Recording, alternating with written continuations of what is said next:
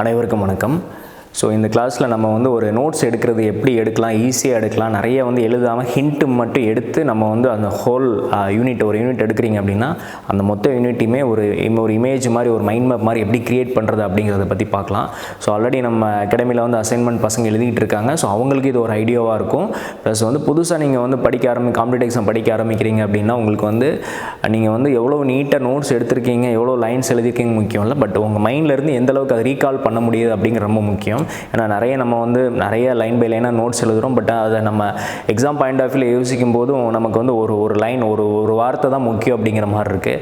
So அந்த வார்த்தையை நம்ம கரெக்டாக கொண்டு வந்துட்டோன்னா அதை மைண்ட் எலாபரேட் பண்ணிக்க புரியுதுங்களா. ஸோ இப்போ நீங்கள் பண்ண வேண்டியது வந்து அந்த எக்ஸாக்டாக வந்து அந்த பெரிய இன்ஃபர்மேஷன் வந்து ஷார்ட் ஃபார்மாக மைண்டில் ஸ்டோர் பண்ணுறீங்க. இப்படி ஸ்டோர் பண்ணும்போது என்ன ஆகும் அப்படின்னா ஒரு இமேஜ் மாதிரி மைண்ட் அதை ஸ்டோர் பண்ணிக்கும். எப்போ யோசிச்சாலும் அதை ஈஸியாக ரீகால் பண்ண முடியும். ஸோ அது எப்படி அப்படின்னு சொல்லிட்டு இந்த யூனிட்டை நான் உங்களுக்கு எக்ஸாம்பிளாக சொல்கிறேன் பாருங்கள். இப்போ நம்ம பார்க்க போகிறது வந்து எயித்து இப்போ நியூ புக்கில் வந்து 2024 எடிஷனில் வந்து ஃபஸ்ட் யூனிட் அளவீட்டியல் அப்படின்ட்டு அந்த ஃபஸ்ட் யூனிட்டை வந்து ஒரே இமேஜ்லேயே நான் கொண்டு வந்திருக்கிறேன். ஓகேங்களா. ஸோ இதை வந்து நீங்கள் பார்த்தாலே உங்களுக்கு ஒரு ஐடியா கிடைக்கும். இதோட இமேஜ் வந்து இந்த டிரைவ் லிங்க்கில் கொடுத்துருக்கோம், அதுவும் நீங்கள் பார்த்துக்குங்க. ஸோ வீடியோவில் நான் வந்து எப்படி இது வந்து இப்படி தான் பண்ணணும் அப்படின்னு வந்து ஒரு ரூல் கிடையாது. நீங்கள் எப்படி வேணாலும் க்ரியேட்டிவாக யூஸ் பண்ணிக்கலாம். பட் ரொம்ப ஷார்ட்டாக நீங்கள் க்ரியேட் பண்ணும்போது உங்களால் வந்து ஈஸியாக அதை ரீகால் பண்ண முடியும். ஸோ நார்மலாக ஸ்டூடெண்ட்ஸ் படிக்கிறாங்க, 1 வீக் கழிச்சு வந்து படித்தது எதுவும் மறந்த மாதிரியான நிறைய வெரைட்டி ஆஃப் சப்ஜெக்ட் படிக்கிறாங்க. இப்போ வந்து காம்படிட்டிவ் எக்ஸாம் பொறுத்த வரைக்கும் உங்களுக்கு வந்து எல்லாமே இருக்கும். லாங்குவேஜஸ் இருக்கும், ஆப்டி ரீசனிங் இருக்கும், சயின்ஸ் இருக்கும். சயின்ஸில் physics, chemistry, biology, history, geography, polity, economics, அப்புறம் கரண்ட் அஃபேர்ஸ் நீங்கள் அப்டேட் பண்ணணும். நிறைய இன்ஃபர்மேஷனை நீங்கள் வந்து மைண்டில் வந்து டம்ப் பண்ணும்போது நீங்கள் ஆர்டராக அதை ஸ்டோர் பண்ணல அப்படின்னா அதை ரீகால் பண்ண முடியாது. நம்ம போட்ட மொத்த எஃபர்ட்டுமே வேஸ்ட்டாக போயிடும். அதனால் நீங்கள் வந்து இது வந்து ஹார்ட் ஒர்க் இல்லாமல் ஸ்மார்ட் ஒர்க் அப்படின்னு சொல்லுவாங்க. நீங்கள் ஹார்ட் ஒர்க் போட்டு மாங்கு படிக்கிறது போல இந்த மாதிரி ஒரு இமேஜ் இது கொஞ்சம் டைம் ஆகும். இது கிரியேட் பண்ணுறதுக்கு மட்டும் இது மட்டும் உங்கள் நோட்டில் நிறைய கலர்ஸ் யூஸ் பண்ணி நீங்கள் கிரியேட் பண்ணி வச்சிட்டிங்க அப்படின்னா அதை ஒரு 3 times 4 times நீங்கள் பார்த்தாலே ஆட்டோமேட்டிக்காக மைண்டை வந்து ரெகனைஸ் பண்ணிக்கும். ஓகேங்களா. ஸோ அது எப்படின்னு பார்க்கலாம் வாங்க. ஸோ இந்த டாபிக் தெரியுதுன்னு நினைக்கிறேன். கொஞ்சம் ஜூம் பண்ணி கூட பார்த்துக்கோங்க, பாஸ் பண்ணி கூட பார்த்துக்கங்க. இதோட இமேஜஸ் நான் உங்களுக்கு வந்து பிடிஎஃபாக இமேஜ் ஃபைலாக வந்து இந்த டிரைவ் லிங்க்கில் கொடுக்குறேன், அதுலேருந்து எடுத்துக்கலாம். ஸோ ஃபஸ்ட்டு வந்து அளவீட்டியல் அப்படின்னு ஒரு டாபிக் எடுக்கும்போது மெயின் ஹெட்டிங் எழுதிக்கங்க. ஸோ ஃபஸ்ட்டு வந்து அதில் வந்து அடிப்படை அலகுகள், இந்த அடிப்படை அலகுகள் சரிங்களா. அடிப்படை அலகுகள் வந்து என்ன அப்படின்னு சொல்லிட்டு புக்கில் கொடுத்துருக்காங்க. அந்த புக்கில் இருக்கிற இன்ஃபர்மேஷன் தான் நம்ம வந்து எக்ஸ்ட்ராக்ட் பண்ண போகிறோம். பட் ரொம்ப ஈஸி ஃபார்மில் வந்து எக்ஸ்ட்ராக்ட் பண்ணுறோம். ஓகேங்களா. அடிப்படை அலகு நம்ம 6th இருந்து படிச்சிருக்கோம். நீளம், நிறை, காலம், வெப்பநிலை, மின்னோட்டம், பொருளின் அளவு, ஒளிச்செறிவு சரிங்களா. அடிப்படை அலகுகள் எழுதிக்கிட்டீங்க, அந்த அளவு எழுதிட்டீங்க. இது வந்து அலகு, அதோட அலகு மீட்டர், கிலோகிராம், செகண்ட்ஸ், கெல்வின், மின்னோட்டம் ஆம்பியர், மோல், இது ஒளிச்செறிவு வந்து கேண்டலா அப்படின்னு சொல்லிட்டு சரிங்களா. இது ஆல்ரெடி நம்ம படித்தனால ஈஸியாக வந்து ஷார்ட் ஃபார்மாக எழுதிக்கலாம். ஓகேங்களா. இதுக்கப்புறம் என்ன கொடுத்துருக்காங்க அப்படின்னா மெட்ரிக் நான் மெட்ரிக் மெத்தட் பற்றி ஒரு வார்த்தை கொடுத்துருக்காங்க. மெட்ரிக்னா என்ன, நான் மெட்ரிக்னா என்ன. இப்போ வந்து பார்த்தீங்கன்னா FBS மட்டும் நான் மெட்ரிக் மெத்தட்னு சொல்லுவாங்க. ஃபுட் பவுண்டு செகண்ட் மட்டும் நான் மெட்ரிக் மெத்தட். இது வந்து பிரிட்டிஷ் பயன்படுத்தின அளவீட்டு முறை. மற்றதெல்லாம் SI, MKS, CGS எல்லாமே வந்து மெட்ரிக் மெஷரிங் சிஸ்டம் சரிங்களா. ஸோ இதை பற்றி ஒரு ஒன்லைனர் கேட்க வாய்ப்பு இருக்குது. மெட்ரிக் நான் மெட்ரிக் பற்றி கேட்க வாய்ப்பு இருக்குது. SI தான் நம்ம வந்து ஜென்ரலாக யூஸ் பண்ணுறோம். 7 அடிப்படை அலகுகள், நம்ம மேலே பார்த்த 7 அடிப்படை அலகுகள் SI யூனிட் தான். ஸோ அதை வந்து எப்போ இன்ட்ரடியூஸ் பண்ணுறாங்கன்னா 1960. ஸோ இது நம்ம புக்கில் கொடுத்துருக்கனால இதை ஹிண்ட் மாதிரி எழுதிக்கங்க. நீங்கள் வந்து அறிமுகப்படுத்தப்பட்ட ஆண்டு அப்படின்னு போட்டுல எழுத வேண்டாம். ஹிண்ட், அந்த வார்த்தை அந்த 1960 பார்த்தோன்னே நமக்கு வந்து ஈஸியாக மைண்டுக்கு வந்துடும். ஓகேங்களா. அடுத்ததாக பார்த்தீங்கன்னா இதில் 3 குவான்டிட்டியை வந்து அந்த 8th வந்து எக்ஸ்பிளைன் பண்ணியிருக்காங்க. நீங்கள் இதை ஃபஸ்ட்டு முடிச்சிட்டிங்கன்னா நீங்கள் எந்த ஆர்டரில் வேணாலும் போய்க்கலாம். நான் முடிச்சிட்டு அப்படிங்கிறனால உங்களுக்கு வந்து நான் இந்த ஆர்டரில் போகிறேன். வெப்பநிலைன்னு ஒரு ஹெட்டிங் இருக்குது. அடுத்ததாக பொருளின் அளவு இருக்குது. அடுத்ததாக பார்த்தீங்கன்னா உங்களுக்கு மின்னோட்டம் இருக்குது சரிங்களா. இந்த 3 பற்றி இது சிம்பிளாக கொடுத்துருக்காங்க. வெப்பநிலை அப்படிங்கிறது வந்து SI யூனிட் வந்து கெல்வின். இதுக்கு வந்து டிகிரி செல்சியஸ், டிகிரி ஃபாரன்ஹீட் சொல்கிறாங்க. டிகிரி செல்சியஸோட ஸ்டார்டிங் பாயிண்ட் வந்து 0 to 100. அதில் வந்து 100 டிவிஷன் இருக்கும். இது வந்து வானிலை அளக்க பயன்படுத்துகிறோம் டிகிரி செல்சியஸ் அப்படிங்கிறது. டிகிரி ஃபாரன்ஹீட் அப்படிங்கிறது வந்து 32லேருந்து 212 வரைக்கும் ஸ்டார்ட் ஆகும். இதில் பார்த்தீங்கன்னா 180 டிவிஷன்ஸ் இருக்கும். இது வந்து மருத்துவத்துறையில் தெர்மோமீட்டர்லாம் பார்த்தீங்கன்னா டிகிரி ஃபாரன்ஹீட் தான் இருக்கும். ஸோ அதை மெஷர் பண்ணுறதுக்காக யூஸ் பண்ணுறோம். ஸோ இப்போ இந்த செக்ஷன் முடிஞ்சு அந்த புக்கில் கொடுத்த இன்ஃபர்மேஷனை ஷார்ட் பண்ணிட்டீங்க. ஓகேங்களா. அடுத்ததாக போனீங்க அப்படின்னா உங்களுக்கு வந்து பொருளின் அளவு வச்சுக்கோங்க. ஓகேங்களா. பொருளின் அளவு அப்படிங்கும்போது பொருளின் அளவுக்கான எஸ்ஐ யூனிட் மோல். ஒரு மோல் அப்படிங்கிறது பார்த்தீங்கன்னா 6.023 × 10⁻23 துகள்களை கொண்டிருக்கும் அப்படின்னு சொல்கிறாங்க. இந்த நம்பர் தான் அவகேட்ரோ நம்பர் அப்படின்னு சொல்கிறாங்க. இதுதான் எக்ஸாம் பாயிண்ட் ஆஃப் வியூவில் கொடுத்துருக்காங்க. அது சிம்பிளாக நீங்கள் எழுதிக்கலாம். இது நீங்கள் வந்து எலாபரேட் பண்ணி எழுதுன்னு அவசியம் இல்லை. பட் ஒரு மோல் அப்படிங்கிறது வந்து வேல்யூ தெரியணும், அவகேட்ரோ நம்பர்னால் என்ன அப்படிங்கிற மீனிங் தெரியணும். ஓகேங்களா? அடுத்ததாக இதில் அடிஷ்னலாக ஒரு கொஸ்டின் கொடுத்துருக்காங்க. ஒளிபாயம் இல்லைனா ஒளித்திறன். சரிங்களா? ஒளிபாயம் ஒளித்திறன் ரெண்டுமே ஒன்று தான். இதோட எஸ்ஐ யூனிட் வந்து லூமன் அப்படின்னு கொடுத்துருங்க. எக்ஸாம் பாயிண்ட் ஆஃப் வியூவில் இது கேட்க வாய்ப்பு இருக்குது. ஸோ அதையும் வந்து தனியாக அந்த ஆர்டரில் நோட் பண்ணிக்கோங்க. அடுத்ததாக பார்த்தீங்கன்னா மின்னோட்டம். ஸோ மின்னோட்டம் அப்படிங்கிறது வந்து ஃபார்முலா வைஸ் கொடுத்துருக்காங்க. சரிங்களா? மின்னோட்டம்ங்கிறது I = Q/T. Qங்கிறது மின்னூட்டம், Tங்கிறது வந்து டைமு. Q மின்னூட்டத்தின் எஸ்ஐலுக்கு வந்து கூலும், டைமுக்கு வந்து காலம் நமக்கு தெரியும். இதை வச்சு ஃபார்முலாஸ் இருக்குது, ப்ராப்ளம்ஸ் இருக்குது, அதுவும் நீங்கள் வந்து கிளியராக பார்த்துக்கோங்க. சரிங்களா? இப்போதைக்கு நம்ம ஐடியா என்ன அப்படின்னா அந்த யூனிட்டில் இருக்கக்கூடிய முக்கியமான இன்ஃபர்மேஷன்லாம் ஒரு இமேஜை நம்ம வெளியே எடுத்துடுறோம். அதுக்கப்புறம் ப்ராப்ளம்ஸ் அடிஷ்னலாக உள்ளதை நம்ம வந்து ஃபாலோ பண்ணிக்கலாம். ஓகேங்களா? Q/T. ஸோ மின்னோட்டத்தை எந்த கருவி கொண்டு அளவிடுறோம் அப்படின்னா அம்மீட்டர் கொண்டு அளவிடுறோம். ஸோ இப்போ வந்து இப்போ நம்ம ஃபஸ்ட்டு என்ன பார்த்தோம்? அளவீட்டியலில் அடிப்படை அலகுகள் பார்த்தோம். 7 அடிப்படை அலகுகள், அதோட யூனிட் பார்த்தோம். அப்புறம் அந்த யூனிட்டில் வந்து 3 விதமாக கொடுத்துருக்காங்க. ஒன்று பார்த்தீங்கன்னா வெப்பநிலை, பொருளின் அளவு, மின்னோட்டம். ஸோ அது 3ஐயும் வந்து ஆர்டராக பார்த்துட்டோம். ஓகேங்களா? அது இல்லாமல் உங்களுக்கு வந்து வழி அலகுகள். சரிங்களா? அடிப்படை அலகுகள்ங்கிறது மொத்தமே 7 தான். வழி அளவுகள் அப்படிங்கிறது நிறைய இருக்குது.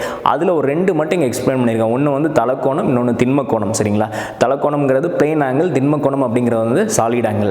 தலக்கோணத்தோட எஸ்ஐலகம் வந்து ரேடியன், திண்மக்கோணத்தோட எஸ்ஐலகம் வந்து ஸ்டேடியன். ஓகேங்களா? ஸோ அப்போ வந்து ரேடியன் டு டிகிரி. இப்போ நார்மலாக ஒரு ஆங்கிள் அப்படிங்கும்போது நம்ம வந்து டிகிரியில் தான் நம்ம நார்மலாக மெஷர் பண்ணுவோம். 30 டிகிரி, 45 டிகிரி, 90 டிகிரி அப்படின்ட்டுனா உங்களுக்கு எஸ்ஐ யூனிட்டில் போகும்போது ரேடியனாக இருக்குது. அந்த கன்வர்ஷன் நமக்கு தெரிஞ்சிருக்கணும். அந்த கன்வர்ஷன் அங்கே நம்ம நீட்டாக நோட் பண்ணிக்கலாம். ஸோ பை ரேடியன் அப்படிங்கிறது 150 டிகிரி. சரிங்களா? அப்போது ஒரு ரேடியன் அப்படிங்கிறது 150 டிகிரி பை பை. அடுத்ததாக ஒரு டிகிரிங்கிறது π/180. ஸோ இது 3 நம்ம கிளியராக இருந்துச்சு. பை ரேடியன் அப்படிங்கிறது 150 டிகிரின்னு கிளியராக இருந்துச்சுன்னா அதிலேருந்து நம்ம எந்த சம் கேட்டாலும் சொல்லுங்க. ஏன்னா டிகிரியிலேருந்து ரேடியனை கன்வெர்ட் பண்ண சொல்லுவாங்க, ரேடியன்லேருந்து டிகிரியை கன்வெர்ட் பண்ண சொல்லுவாங்க. ஸோ பை ரேடியன் அப்படிங்கிறது 150 டிகிரிங்கிறது கிளியராக இருந்துச்சுன்னா நம்ம வந்து அதை வந்து இது பண்ணிக்கலாம். இப்போ பையோட மதிப்பு வந்து 22.7. அது மாதிரி பை ரேடியன் அப்படின்னு 150 டிகிரி. ஸோ ரிலேட் பண்ணி படிச்சிங்கன்னா உங்களுக்கு ஈஸியாக இருக்கும். அடுத்ததாக வந்து திண்மக்கோணம்ங்கிறது ஸ்டேடியன். அந்த வார்த்தை மட்டும் ரேடியன் ஸ்டேடியனுக்கு வித்தியாசம் மட்டும் தெளிவாக தெரிஞ்சுக்கோங்க. ஓகேங்களா? இதுக்கு அடுத்ததாக பார்த்தீங்கன்னா உங்களுக்கு கடிகாரம் பற்றி கொடுத்துருக்காங்க. 2 கடிகாரம், குவார்ட்ஸ் கடிகாரம், அணு கடிகாரம். அதோட துல்லியத்தன்மை கொடுத்துருக்காங்க. சரிங்களா? ஸோ அந்த வேல்யூ கரெக்டாக நோன். குவார்ட்ஸ் கடிகாரம்னு குவார்ட்ஸ் படிகங்கள், கிறிஸ்டல்ஸ், குவார்ட்ஸ் கிறிஸ்டல்ஸ் யூஸ் பண்ணுற கடிகாரம். அணு கடிகாரம் அப்படின்னா அட்டாமிக் கிளாக்குங்கிறது ஆட்டம் யூஸ் பண்ண கிளாக்கு. அதோட அக்யூரசி வந்து குவார்ட்ஸ் கடிகாரம் வந்து 10⁻9 வினாடிக்கு 1 வினாடி துல்லியத்தன்மை இருக்கும். அணு கடிகாரம் வந்து 10⁻13 வினாடிக்கு 1 வினாடிங்கிற துல்லியத்தன்மை இருக்கும். ஸோ இது கிளியராக நோட் பண்ணிக்கோங்க. அந்த துல்லியத்தன்மை வந்து ஆன்லைனாக கேட்க வாய்ப்பு இருக்குது. ஓகேங்களா?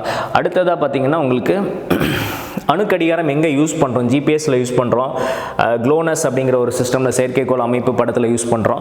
ஸோ இதோட அப்ளிகேஷன் கேட்க வாய்ப்பு இருக்குது. அடுத்ததாக பார்த்தீங்கன்னா GMT, IST.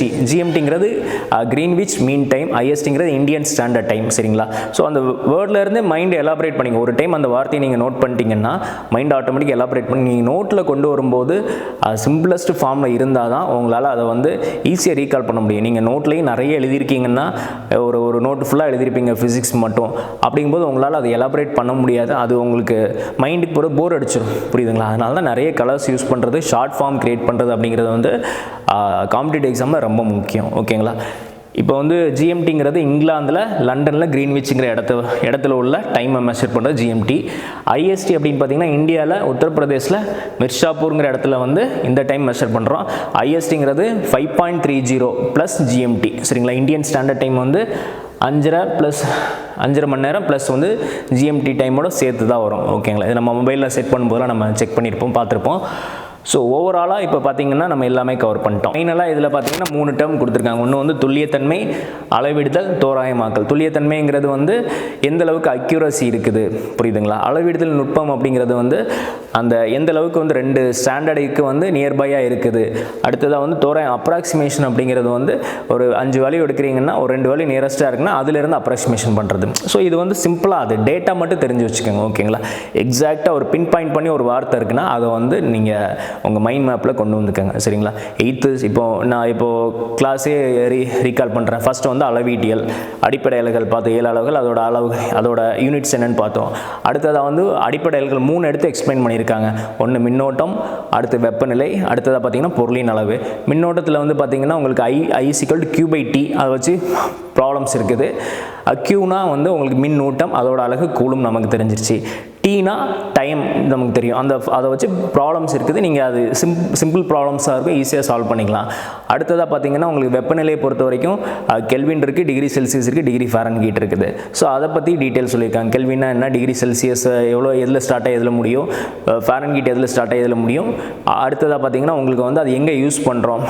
டிகிரி செல்சியஸ் அப்படிங்கிறது வந்து வானிலையில் மெஷர்மெண்ட்டில் யூஸ் பண்ணுறோம். டிகிரி ஃபாரன்ஹீட்ங்கிறது மருத்துவத்துறையில் யூஸ் பண்ணுறோம். அடுத்ததாக பொருளின் அளவில் வந்து அவகேட்ரோ நம்பர் வேல்யூ கொடுத்துருக்காங்க. ஓகேங்களா? இதுக்கு அடுத்ததாக வளியலகுல 2 எக்ஸ்பிளைன் பண்ணி, தலக்கோணம், திண்மக்கோணம். இது எப்படி ஈஸியாக நம்ம சொல்ல முடியுதுன்னா, நீங்கள் அந்தளவுக்கு சிம்பிளாக கிரியேட் பண்ணி வச்சிட்டிங்க. இது கிரியேட் பண்ணால் தான் டைம் ஆகும், பட் இது ரிவைஸ் பண்ணுறது உங்களுக்கு ஈஸி. புரியுதுங்களா? நீங்கள் நோட்டில் எழுதுறது பார்த்தீங்கன்னா ஷார்ட்டாக ஆர்டராக எழுதிக்கலாம், ஒன்லைனாக எழுதிக்கலாம். ஆனால் அதை வந்து நீங்கள் படிக்கிறது, மைண்டில் ஏற்றுறது கஷ்டம். இதுக்கு மட்டும் நீங்கள் டைம் ஸ்பெண்ட் பண்ணிட்டீங்க அப்படின்னா உங்கள் மொத்தமாக நீங்கள் ரிவிஷன் டைம் வந்து ரொம்ப ஷார்ட்டாக குறைஞ்சிரும். ஈஸியாக வந்து இது ஒரு ஸ்னாப்சாட் மாதிரி உங்கள் மைண்டில் வந்து ஸ்டோர் ஆகிரும்.